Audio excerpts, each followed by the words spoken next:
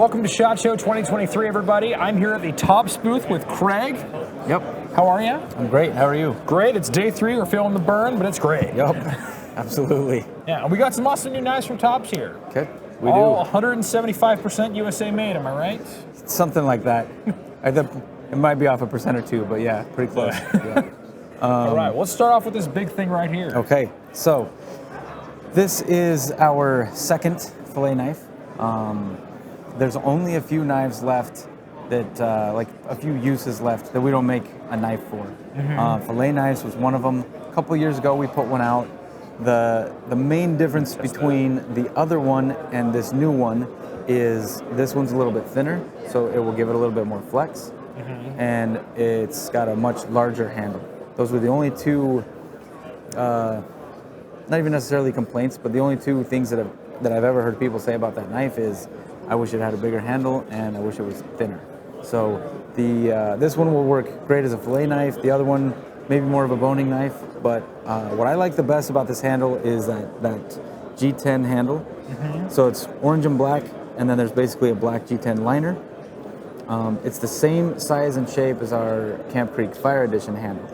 So we could actually put those handles on that and the handles from that one on this one. So that gives just more options for what people can carry and kind of how they can build out a kit, if you will. You know, if you had the Camp Creek Fire Edition and got this, you could get the same handle on each kind of deal. So yeah.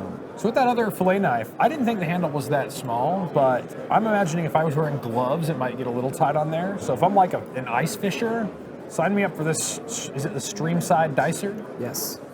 Yeah, sign me up. I like that. Yep, that'll be 154 cm for the blade steel. The prototype's 1095, but that's just because we wanted to have it here to show, get feedback on the specs and sizing and everything like that. So yeah, 154 cm, a nice tough stainless steel. Yep. Keeps you in the field nice and long without having to worry about rust or anything. Yep, it'll be great. Yeah, I like that one a lot. Right on. Then next up, we have this fella right here. Okay, so the Field Dog. This one was actually designed by, so Leo Espinosa is the owner of Tops. He's the guy that designs most of other knives, or any outside designs, he's the one that will tweak them and make whatever changes to make them fit our line. This one was actually designed by his wife. Really? So Anna designed this one, and she basically, it was part of, so we do our employee design challenge, and she drew this one. I think she drew 2. And this one she just showed to Leo later, and he was like, no, we're gonna make that one. And that was, so it was basically separate from the normal employee knife design thing, but that's when it happened. It was just coincided. What I like about this, it reminds me of like your classic view of like a bird hunter. You know, they got the green vest, or they got the green vest with like the elbow pads. They got the orange vest on top. And the handle on this just kind of reminds me of that. But so basically it's tan and black G10, and that orange G10 is a separate piece that does kind of seat inside of that. When we put them together, the fit was so tight that the orange piece actually clicks into place. So really? Yeah, it's pretty cool. It gives a little bit of grip. It's aesthetic, easy to see when you put it down. But it's going to be a great little bird and trout knife, maybe even small game. 154 cm on that one also, and it's going to take that black leather sheath, which is going to be, it's pretty modular. You could wear it horizontal or vertical, left or right-handed. I like that a lot. You can see loops everywhere, but like you still, what I love is you left in a thickness of the leather here, so it's not going to tear out on you if you brush up against a little branch or something while you're hiking through the woods. Yep. Yeah. So one of the things I love about Tops is that employee design program. Yeah. So tell me more about that. So we've been doing that for 5 years now, I think. It started basically as a way to get our employees kind of more interested in the knife process. That not just I do my job and I go home, but like what all is involved with the rest of the thing that they don't see. And so it kind of forces them to think more about where design comes from and why. And it's just something that we thought would be a cool touch, because our employees, they love their jobs, they like working there, but they don't necessarily know anything other than what they do. And so this is a chance to kind of get them out of that to see more of the process. The first knife was a kitchen knife. We did a hatchet. We've done a hunting knife and a sheep's foot. So we've done several knives. This year we actually did dive knives. All right. And so there's I think we'll talk about those here in a sec. So we'll Yes. jump into those next. Yeah, so if you want to skip over to those, Yeah. what's funny about this is we're from Idaho. So Not necessarily the scuba diving capital of the world. definitely not. You know, there's like, you can dive at the aquatic center in town or maybe one of the reservoirs, and that's about it. And so what we did with this one is we went out and we got feedback from people who actually do it, either for a living or at least enough of a hobby to where they know what they're talking about. And so what we discovered pretty quickly on is there's kind of two schools of thought for diving. You got your scuba divers, and then you've got your fishers. So like spear fishing, a lot of them are free divers. And so they both want something totally different. So I'm going to wager that this guy is the scuba diving knife. Good call. So, and that to me would have been a dive knife. I never would have looked at the other one and said, oh, that's a dive knife, and without going through that conversation. But yeah, basically this would be for scuba diving. That's why the front end there is not sharp. Not going to cut any hoses. Right, exactly. You have serrations for like netting or cloth that you need to cut through. You got your regular edge, and then on the back of that, the exposed tang is also known as like a tank tapper. So experienced scuba divers will take that and tap their air tank and get an idea of how much air they have left. If they're ever worried that their gauges might not be working or they just want to double check, a lot of them can kind of just hear the sound and know like my tank's good or I'm running low. Yeah. That way you have a constant tactile reminder of what's keeping you alive. Yeah, right? Yeah. Right? Because if you run out, it's going to be a bad day. So yeah. It'll be a short day though. Yeah, well, yeah. It'll be over quick, right? Yeah. So we haven't picked a steel for either one of these yet. We're still kind of working through a couple of different options. But what we want to do, I would, and maybe I'm wrong, but I would err more on the side of making it a good knife than focusing on something that just won't rust no matter what. So I imagine that people might have to take a little bit more care of these dive knives, but they'll also be a better knife. They'll stay sharper longer, and that's kind of what we're trying to do with this steel choice. Is pick something that'll still be very corrosion resistant, but keep an edge. Yeah. And I think that, especially experienced and professional divers, they will very much appreciate that because they're already taking such close care of their gear in the first place. I imagine they're willing to take care of a knife that is going to provide them that level of performance. Yeah, I suppose it's either your maintenance is either cleaning off rust or sharpening. One way or another, you got to maintain it. And so yeah, that's kind of our thought process. So moving from the scuba dive to the other one, this would be more for like spearfishing. So what I understand with that is you spear the fish. A lot of times they don't just die immediately. If it's a larger fish that you're gonna have to fight for a while and you're free diving, that's not fun. And so a lot of them will have a knife that has a good sharp point, and the whole purpose is to just grab the fish, dispatch it quick. Yep, poke it in the brain and just get rid of it quick. That serves a couple of purposes. You're not fighting it underwater, and if there are sharks around, it's going to stop squirming, and then you can surface quicker. Just kind of get out of there. So that's the deal with that one. It'll default to single edged, but we did make it so it could be double edged, and that is a version of the double edge. It's got serrations just in case you need it for that kind of thing, and or like a cord cutter on the back edge of that. Yeah. I will say, I would get this knife just because it looks awesome. I can see that everything on this knife has a purpose. Like, if I'm wearing gloves and I'm slippery for handling a fish, I'm not going to be worried about trying to dispatch my fish without sliding up the blade and hitting these two very sharp edges. And if I do, I have a choil and a nice flat to land here. There's a lot of thought that went into this. I'm guessing I'm just scratching the surface on all the R&D you guys went through for this thing. Yes, we like I say, we spent a bunch of time talking to divers and trying to make sure that we would make something that would work, not just because we think it would work, but based on experience from people that do it. So yeah. And I really appreciate that. And I'm sure the divers will as well. I hope so, yes. Okay, taking it to a bit more of a bushcrafty feel. Yeah. So the guy that designed this, his name is Shane Phelan. He's from Ireland, and he runs a school called Eagle Ridge Survival. So heavily into the bushcraft world. And when he sent us this design, we are interested because of his experience level. The guy's got a lot of experience. He's got a lot of dirt time.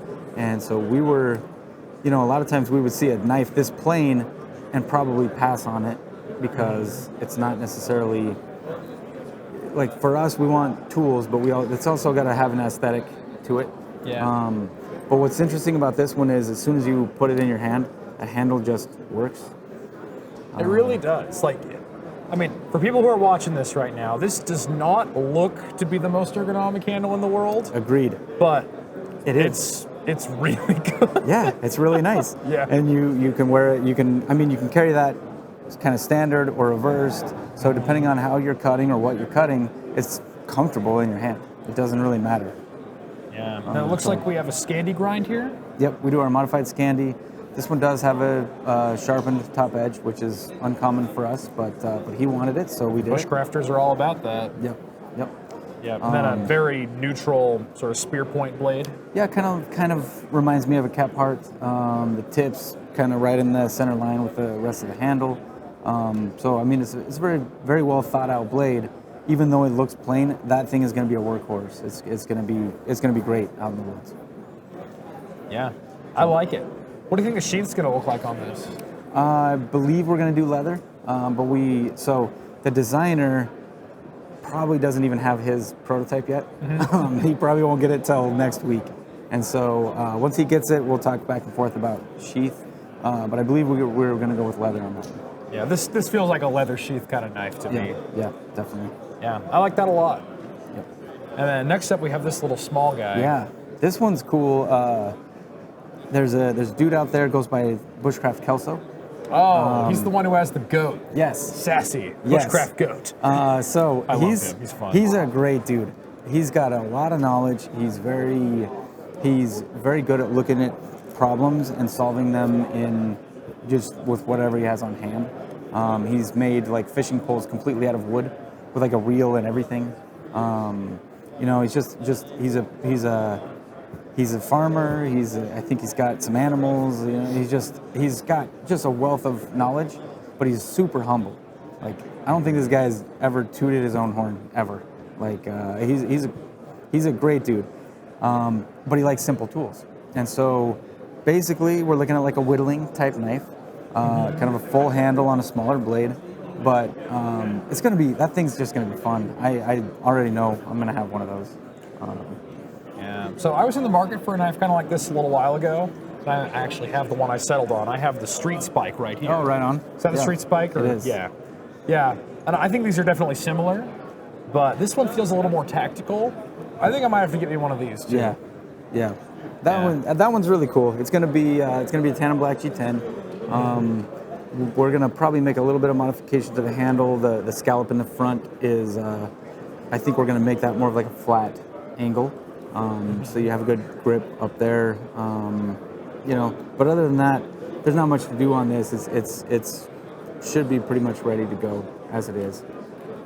Yeah, I really like that knife, and it definitely feels like a Bushcraft Kelso's favorite knife sort of thing. Yeah, he tends to like the smaller stuff, like his Tracker 4. Yeah, the little it's like a 3-finger grip tracker knife. And my goodness. Have you seen his sheath for it? I haven't. It's a rubber chicken. Yeah. So he stuck the sheath inside of a rubber chicken, and then that's what he carries it around. So he tied like a rope around it, and so he'll carry it around his neck. Mm-hmm. So he's got this rubber chicken, and then there's a Tracker 4 in there.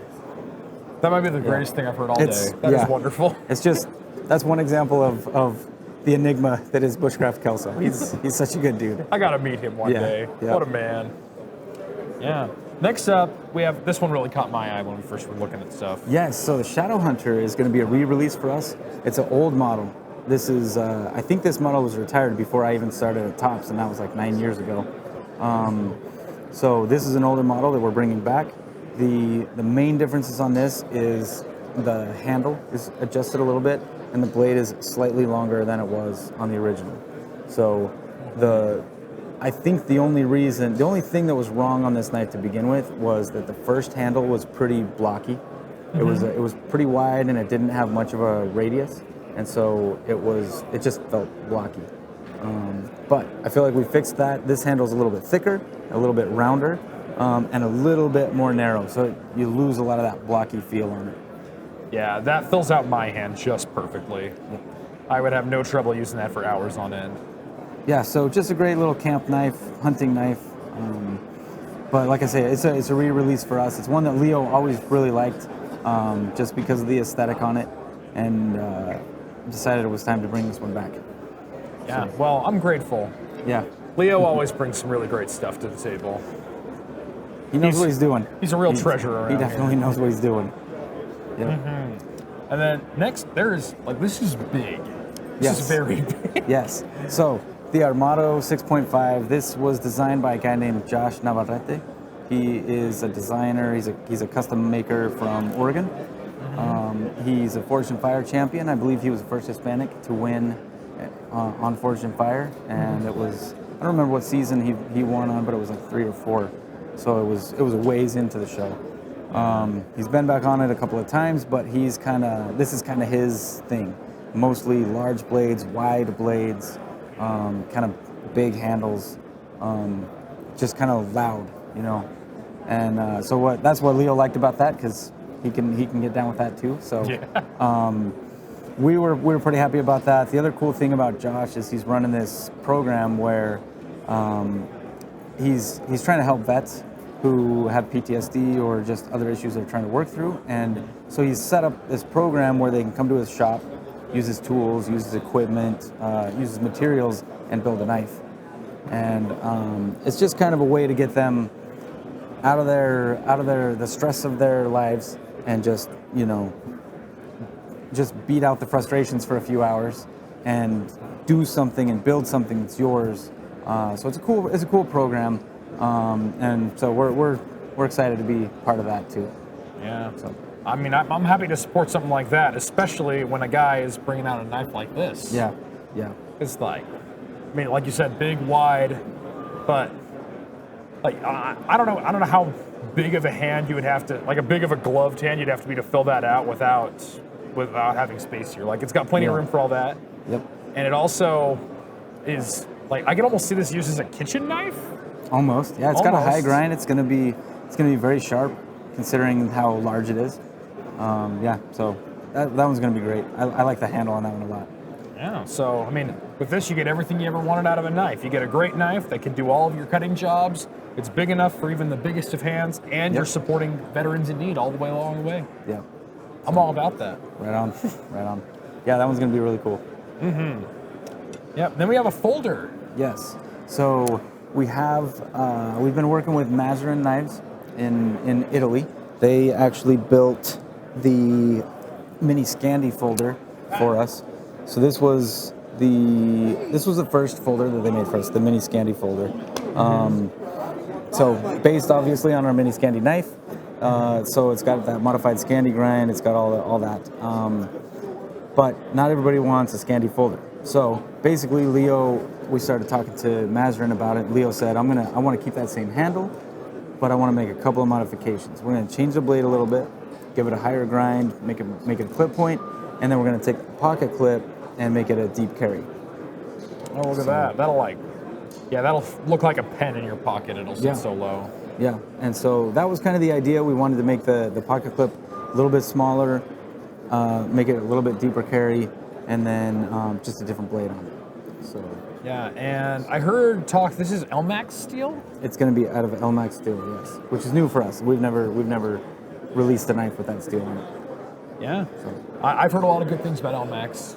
I'm not familiar with it. Leo has been playing with the prototype. He's very hard on his knives, especially prototypes. So he's beat it. He's used the tip probably in ways that you shouldn't. Like when he tests it, he will use it just around the shop for things that you shouldn't use that done. knife He'll for. use it for just whatever tool he needs, and so it's held up pretty well. So that's that to me. says good things about LMAX. It seems like it's pretty strong. It seems like it holds an edge really well. So far so good with that one. And we should be receiving our first batch in 2 to 3 months of those. There'll be half green G10 and half black G10 handles. Yeah, I really like that. I'll definitely be in line for that one. Right on. Yeah, cool. And then lastly, this might be my favorite knife story in the history of knife stories, so I gotta hear it. So there's a guy out there named Ed Calderon, and if you don't know who he is, he's probably more well known as Ed's Manifesto. If you don't know who he is, look him up. There's many things that can be said about him as an introduction, but look him up. If you don't know who he is, you should. Anyway, the way this knife came out, most of his knives are based on his experience when he was younger, before he was a police officer, like when he was a kid. And his mom always carried around a kitchen knife. Usually, it was like a fruit knife, like a hawk-billed design, and every now and then she'd carry a paring knife or things like that. So he kind of has that feel with a lot of his knives. There's other companies out there making stuff for him that are based on that fruit knife. And when he came to us, we did a training class, and part of that training class involves stabbing knives into pigs, and just kind of learning what a knife can do on flesh that is similar to people. And he's got a lot of military experience. He's got only police experience. Okay. But his experience was in Mexico in the height of the drug war, and everybody that he talks to and trains and works with, he relates more to combat veterans than police officers in terms of the gear they used, the tactics they used, the things they had to do. So it was like a war zone. And those cartels are some of the biggest organized crime rings in the world. Oh yeah. So it's war. Yes, absolutely it is. And so that's why he likes kind of inconspicuous, smaller knives and gear that's easy to hide, so you can kind of just dress normal and do your thing. What's funny about this one is at some of the shows that he's done, some of the trainings that he's done, he always goes and buys a knife that is inexpensive and uses it on the pig to show people that you don't necessarily have to have a $400, $1,000 knife. You need to know how to use the gear you have. And so if you want that knife, buy it, but learn how to use it is kind of his thought process there. And there's a company out there that he bought a knife and used it, and it was basically a name that might be similar to this, but in a different language.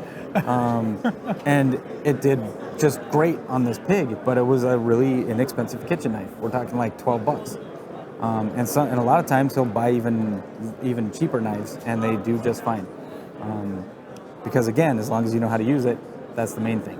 And so, but basically, long story short, that's why this is called El Pionero. Everything about it kind of fits his style. It's inconspicuous. It really just kind of looks like a steak knife or a paring knife. But kind of subtly, we have part of his logo engraved into the handle there. It's called the Sneak Reaper. So it's kind of a skeleton that in like a creeping position, like it's sneaking up on somebody. The main thing that makes this not a kitchen knife is that handle. So the cutout, that groove there, is basically for you to be able to index it when you're holding it in the tip down blade pointing towards you, right? So your index finger falls right in there. And so you can use that in stabbing motions. There's a lot of other things you can do with it, but basically this is kind of his preferred grip if he's got to use a knife for that kind of thing. But it also makes it really easy to maneuver, switch it around, and hold it other ways. It always just kind of falls into your hand. And so it's another way to kind of index without actually looking at what you're holding. So looks like just a little paring knife, but this thing is swift. Yeah, so this might become one of my everyday carries because of that, but also, like, you can't take away its DNA of a paring knife. Like, this would still be excellent for slicing up your bell peppers at lunch or whatever. 100%. 100%. And that's gonna always kind of be his thing, is like, you should be able to use it for other stuff. Yeah. A tool is a tool. And then it's got a nice Kydex sheath, very flat. Yep. I'm thinking like inside the waistband even. Yep. And we may still have some modification on that sheath. I don't know yet, but the idea was to be able to try to make it fit however you want to carry it. inside, outside the waistband, take the clip off, put it in your pocket. You know, multiple ways to carry that. Yeah, I really like this knife, and that story makes me so happy. Born of a $12 paring knife. Yes, yeah, absolutely. Well, this is a great year for Tops, and this is just a sampling. There's a lot more. So if you want to see what else Tops has coming out this year, look at BladeHQ.com in the coming soon section. We'll have plenty. Cool. Greg, thank you so much. Appreciate it. It's been a pleasure. Yep. We'll see you around. All right.